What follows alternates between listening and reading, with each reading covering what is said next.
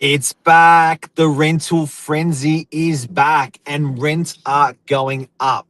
How much should they go up with a tenant, with a landlord? We're going to talk about it right now. Stay tuned.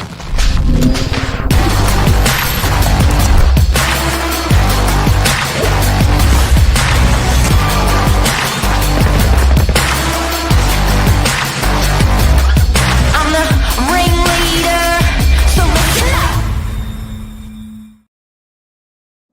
Expert. Was that just a, you just did one of those? I was waiting. There's a car that drove past and I flew to have a look. No, I wasn't doing a blue steel. No. Expert property manager, Cleo Whitty, of almost 20 years, a property manager. There's no one that knows the stuff like stuff about stuff that you know about stuff for rental stuff.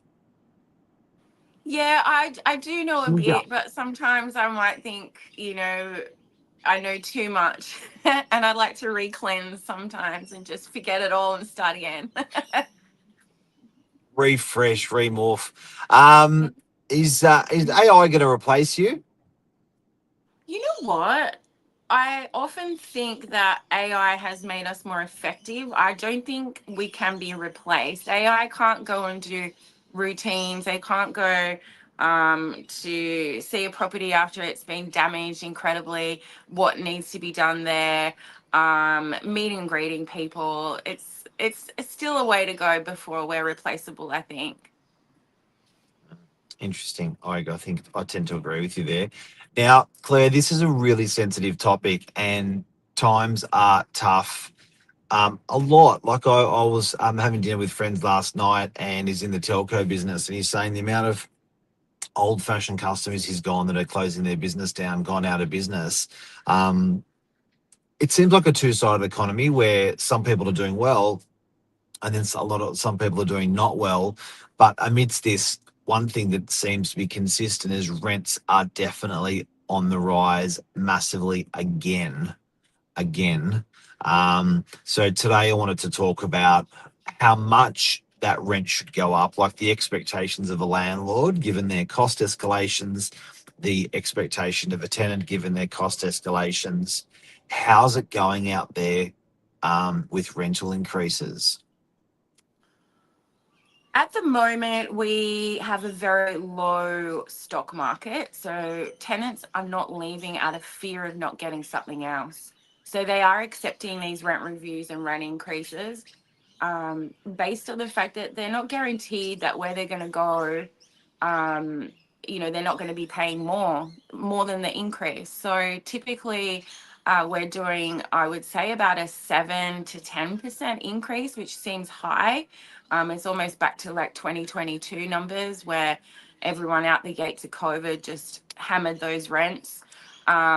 But even still, I'm not seeing a price correction on those rents since then because you can still only do one increase per year. And when the rent increase is too high for a current tenant, when we're reletting these properties, we're getting a lot more, shockingly a lot more. I've just realized doing two or three, we just did some paint back on the market, rented for $150 a week more for that landlord. So Because the that's the tenant, natural thing as an owner. You're like, as a tenant, you're like, screw you. That's too much. You're never going to get that much when you relet this property. You're asking too much. That's way too much. Too much. It's too much. Too much. But then they leave. You put it on the rental market, and they get it. in excess. Like this lady, she's been in a property for 5 years. She's paying high rent. She's paying 1,700 for a 4 bedroom house. That house will now rent for 2,300 a week, easily any day of the week. It's a new home. And I get that increase is way too much for someone to pay that's already paying X amount. But Well, yet yes. yeah, and it comes on the market though, and that owner is going to get a lot more. So this negotiation process with the owners and the tenants is crucial in this really tough market. So if your landlord's giving you a $30 to $50 rent increase, my advice is as much as you can stretch it if you have that capability, because the reality is you're going to be paying $100 a week more for something that may not be as good, or that you don't know, um, so, and then you got moving costs, you got to pay 4 weeks bond again, you got 2 weeks Yeah. rent again, all those expenses, that people just don't have that, that green ready to go. So it is something we're focusing on a lot. We've got 5 rental properties on the market at the moment, which is just the lowest again that I've seen it in a long time. And So yeah. everyone, to give you a reference, we're managing 2,000 rental properties. We're the largest property manager in the northern beaches of Sydney.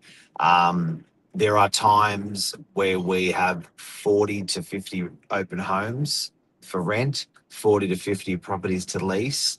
And the number you just said was a fraction of 10%. It was 10% of that. So to have 5 properties on the market and in a portfolio of 2,000 properties, um, there is, guys, a massive shortage out there at the moment, and I know I'm a bit of a fan of Mr. Min's. Um, you He's know, all right. he's all right, but even the good work that he's trying to do or doing isn't going to develop stock into the pipe for 5 years, maybe even 10 years' time.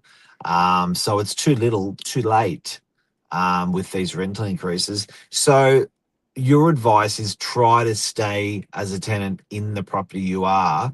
A figure I just did in my head was a $2,000 relocation cost of moving to another place is $50 a week, ish, 40, $50 a week. So bear in mind you're saving that. Try to stay where you are, because more often than not, the property manager or the property ends up getting a lot more anyway. I guess unless you're going to a lower equivalent property just to save money, then yeah, you will save money. Yeah, and even so, that lower equivalent property, it's going to be, heavily competitive. You're going to have to apply with 5, 6, 7 other people. There is no guarantee either. Yeah, So in that instance, yeah, the increases are going to be usually between the $30 to $50 a week. That's what I've been seeing just sort of recently. But if you are, not in a position to pay that, just be careful and mindful that you may be paying more. You may be paying more to leave and go somewhere else. love the one you're with. Love the one you're with when it comes to your rental property. Another thing as well, what I really suggest is a lot of people, if I can get my hands on people, I can help them purchase a property that they can't do themselves. Don't know why. So I think a lot of people have the capacity, they have the power, they have the energy, they have the money, they have the job, the work to actually buy and get out of that rental market. The nice thing there is it's going to cost you a little bit more, possibly up front, maybe not. But the nice thing is you're never going to have a rental increase for the rest of your life, because you've cornered that. So I would definitely talk to someone. Feel free to talk to us if you're Northern Beaches, but I'd definitely talk to someone in the know to see if you can push yourself into a rental property. You can get into a rent in sorry into to purchase a property and out of the rental property. You can get into a property for as much as a $35,000 deposit. It's And amazing. no stamp duty. So that's it. So you may be eligible, but it's tough out there. Um, as a reference, Cleo, Yeah. is this as the toughest you've seen equivalent to other periods in with rental increases? Is this the most aggressive you've ever seen with rental increases? Because you've been around for 20 years doing this. It is aggressive. Is it the worst? No, but I think the worst is yet to come. I just feel that this financial economy, everyone's tightening, tightening, tightening. The landlords, been screwed so long now, and the tenants are were in a position of power now. It's sort of shifting that dynamic a little bit. I think the increases are going to get higher, in my opinion, in the next 2 to 3 months. And yes, it is the lowest I've seen the stock levels. Stock is not there.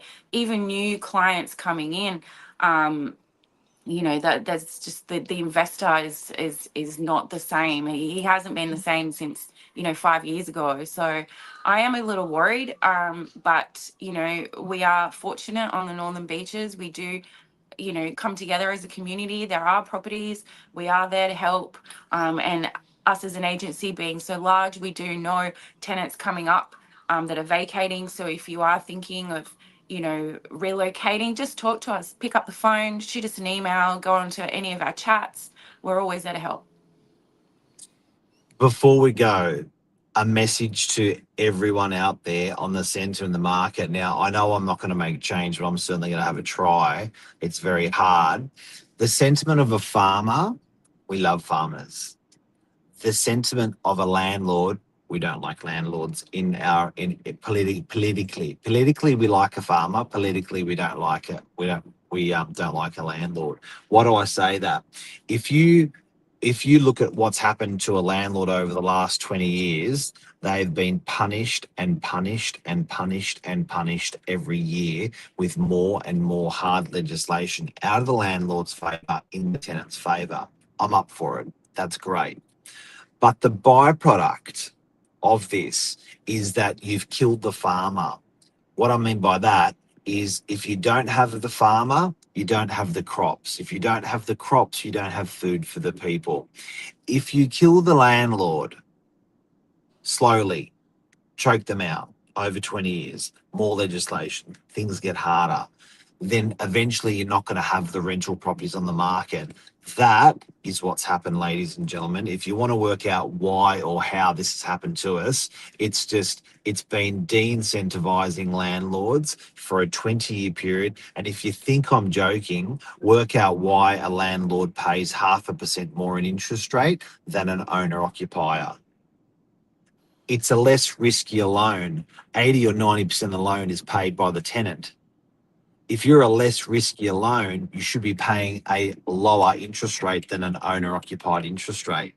So another example in how we've killed the farmer, how we've hammered the landlord. There's some of these landlords have owned and paid for this property for 5, 10, 20, 25 years, and now they're told they can't put the rent up. It's pretty incredible. I think it's bloody borderline, Criminal. It's criminal. It is 100%.